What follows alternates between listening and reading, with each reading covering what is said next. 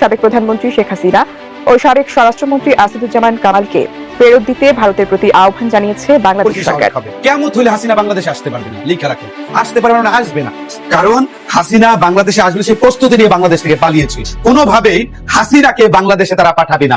170 জন মানুষকে হত্যা করেছে, এই যে গণহত্যা করেছে, এর বিচার হবে না? অবশ্যই হবে। ব্যক্তিগতভাবে এটি যখন যুদ্ধ অপরাধীদের বিচার হয়েছে তখনও বলেছি ব্যক্তিগতভাবে মৃত্যুদণ্ডের বিরুদ্ধে। আসসালামু আলাইকুম প্রিয় দর্শক, নতুন একটি নিউজে আপনাদেরকে স্বাগতম। দর্শক, বাংলাদেশের যে বর্তমান রাজনৈতিক প্রেক্ষাপট এবং যে পরিস্থিতি সৃষ্টি হয়েছে তারই আলোকে আপনাদের সামনে বেশ কয়েকটি গুরুত্বপূর্ণ ভিডিও নিয়ে হাজির হয়েছি, যার কিছু অংশ বিশেষ ভিডিওর শুরুতেই দেখেছেন। দর্শক, ভিডিওর শুরুটা দেখে কিন্তু বুঝতে পেরেছেন আজকের ভিডিওটা কতটা গুরুত্বপূর্ণ হতে চলেছে। তাই বলবো 1 সেকেন্ডও না টেনে পুরো ভিডিওটি দেখবেন। চ্যানেলে নতুন হলে সাবস্ক্রাইব করে রাখবেন পরবর্তী আপডেট পাওয়ার জন্য। ভিডিওতে একটি লাইক করে দেখতে থাকুন সম্পূর্ণ ভিডিওটি। অনেক দাপুটে নেতাদের শেষ সময়টা ছিল খুবই ভয়ঙ্কর। রাজনৈতিক নেতাকর্মীদের মুখোশ উন্মোচন করে সঠিক বিচারের মুখোমুখি করতে আন্তর্জাতিক অপরাধ ট্রাইব্যুনাল চালু করেছিলেন শেখ হাসিনা। এবার সেই ট্রাইব্যুনালের নির্দেশেই ফাঁসি হতে যাচ্ছে সাবেক এই প্রধানমন্ত্রীর। জুলাই আন্দোলনে গণহত্যা সহ 5টি অভিযোগের কারণে এমন সিদ্ধান্ত দিয়েছে ট্রাইব্যুনাল। শেখ হাসিনা প্রধানমন্ত্রী হিসেবে দায়িত্বরত অবস্থায় আইনাগর, গুম, খুন, গণহত্যা সহ বিভিন্ন অভিযোগ ছিল, কিন্তু দেশের প্রধানমন্ত্রী থাকায় তার কোনো বিচার হয়নি। ঠিক সেই সময় সাবেক প্রধানমন্ত্রী খালেদা জিয়া বলেছিলেন এসব অন্যায়ের বিচার একদিন হবে। হত্যা করেছেন আপনারা, আলেম ওলামা সহ সবকে 170 জন মানুষকে হত্যা করেছে, এই যে গণহত্যা করেছে, এর বিচার হবে না?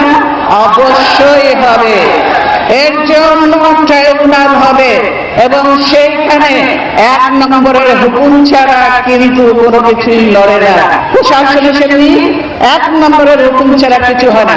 কাজে 1 নম্বরের ব্যক্তি যে আছে প্রধানমন্ত্রী, এই ট্রাইব্যুনাল হবে একদিন এবং প্রধানমন্ত্রীকে সেই ট্রাইব্যুনালে হাজির হতে হবে, এই গণহত্যার জবাব দিতে হবে। আজ শেখ হাসিনার ফাঁসি রায় ঘোষণার পর খালেদা জিয়ার এমন কথা সত্যতে পরিণত হয়েছে। কঠিন বিচারের মুখোমুখি হতে যাচ্ছে শেখ হাসিনা। যে রায়টা দেখলেন, পুরো রায়টা নিয়ে বিএনপি বলছে যে একেবারে ন্যায় বিচার প্রতিষ্ঠিত হয়েছে। আপনার পর্যবেক্ষণটা কি? প্রথমত মুক্তিযোদ্ধার দৃষ্টিতে, দ্বিতীয়ত আইনের দৃষ্টিতে মনে করি এটা সঠিক না। আর সঠিক না হলে যে বিচার যে ট্রাইব্যুনালটাই সঠিক না, সেই ট্রাইব্যুনাল যত বিচারই করুক, একদিন না একদিন এটা প্রশ্ন উত্থাপিত। এই আন্তর্জাতিক অপরাধ ট্রাইব্যুনালের মাধ্যমেই বিএনপি নেতা সালাউদ্দিন কাদের চৌধুরী ফাঁসি হয়েছিল। তার ফাঁসি রায় হওয়ার পর তিনি আদালতে বলেছিলেন মহামান্য আদালত, এই ট্রাইব্যুনাল যেন চালু থাকে, এই বিচারের পরে যেন বন্ধ হয়ে না যায়, কারণ এই ট্রাইব্যুনালের মাধ্যমেই শেখ হাসিনার বিচার হবে। এই ট্রাইব্যুনাল যেন স্থায়ী থাকে, এটা যেন এই কয়েকটা অপরাধ বিচার করে যেন শেষ না হয়। রাজনৈতিক ঋতু পরিবর্তন হলে এটার কার্যক্রম যাতে অব্যাহত থাকে। রাগ, অভিমান কিংবা মজার ছলে তার এই কথাটি আজ সত্যি হয়েছে। ফাঁসি রায় ঘোষণা হলেও বর্তমানে শেখ হাসিনা রয়েছে ভারতে। সেখান থেকে কিভাবে বাংলাদেশে এনে ফাঁসিতে ঝুলাবে তাকে, এই বিষয় নিয়ে কি বলছেন রাজনৈতিক বিশ্লেষকরা, চলুন দেখে আসি। আসসালামু আলাইকুম। সাবেক প্রধানমন্ত্রী শেখ হাসিনার রায় তো প্রিয় দর্শক আমরা জানতে পারলাম, যদিও এই রায় সম্পর্কে মানুষ আগে থেকেই যা ধারণা করেছিল তেমনটি হয়েছে। এখন বিষয় হচ্ছে যে শেখ হাসিনার বিচারের রায়ে যে মৃত্যুদণ্ড ঘোষণা করা হলো, তার মধ্য দিয়ে বাংলাদেশের রাজনীতিতে অদূর ভবিষ্যতে, সুদূর নয় অদূর ভবিষ্যতেই কি ধরনের প্রভাব পড়তে পারে, এবং একই সঙ্গে প্রশ্ন, এই রায় আসলেই কতটা বাস্তবায়ন করা সম্ভব হবে।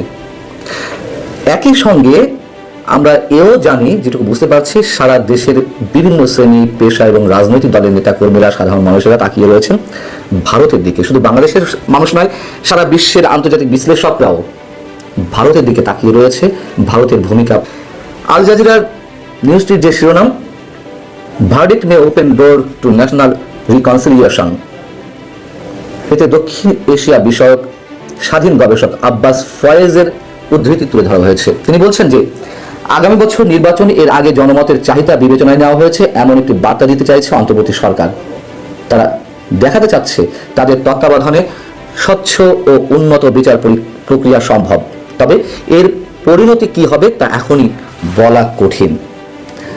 এএফপি, আন্তর্জাতিক বার্তা সংস্থা, এএফপি যে রিপোর্টটি করেছে সেখানে কমেন্ট নেওয়া হয়েছে ইন্টারন্যাশনাল ক্রাইসিস গ্রুপ, আমি এই প্রতিষ্ঠানটিকে খুবই খুবই গুরুত্বের সঙ্গে বিবেচনা করি। শেখ হাসিনার বিরুদ্ধে করা প্রথম মামলাটার রায় হয়েছে, আরো অনেকগুলো মামলা আছে। এই রায়ে প্রত্যাশিতভাবে তার মৃত্যুদণ্ড হয়েছে, সর্বোচ্চ সাজা। তার সাথে আসাদুজ্জামান খান কামালের হয়েছে এবং সাবেক পুলিশের আইজি, তার সাজাটা নিয়ে সমালোচনা আছে, সেটা নিয়ে কথা বলবো পরের দিকে। কিন্তু এই রায়টা খুবই প্রত্যাশিত মানে এই নয় যে এই রায়টা ম্যানিপুলেটেড কিছু হয়েছে। আসলে তার বিরুদ্ধে এত অকাট্য সাক্ষ্য প্রমাণ ছিল, এরকম একটা কিছু ঘটারই কথা ছিল।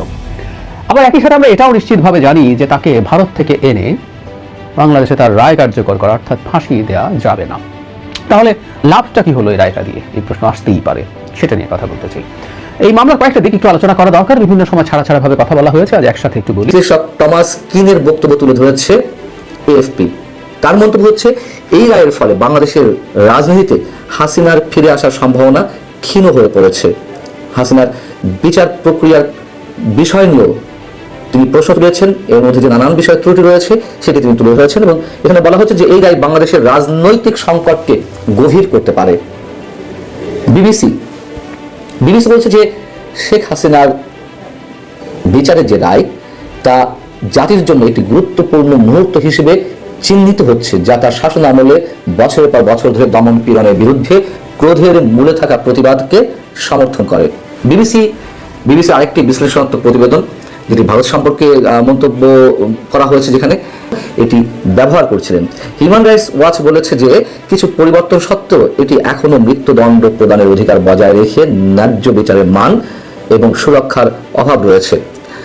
আমরা অবশ্যই জানি যুদ্ধাপরাধী বিচারের জন্য এই ট্রাইব্যুনাল গঠন করেছিলেন সাবেক প্রধানমন্ত্রী শেখ হাসিনা তার শাসনামলে, এবং পরবর্তীতে এই ধরনের মন্তব্য তো উঠেছে যে শুধুমাত্র প্রতিশোধ পরায়ণ হয়ে তার বিচারটি এই আদালতে করা হয়েছে, এবং যেই আদালতে জামাতে ইসলামের নেতাদের এবং পাশাপাশি আরো কয়েকজন যুদ্ধাপরাধীর বিচার সম্পন্ন হয়েছে।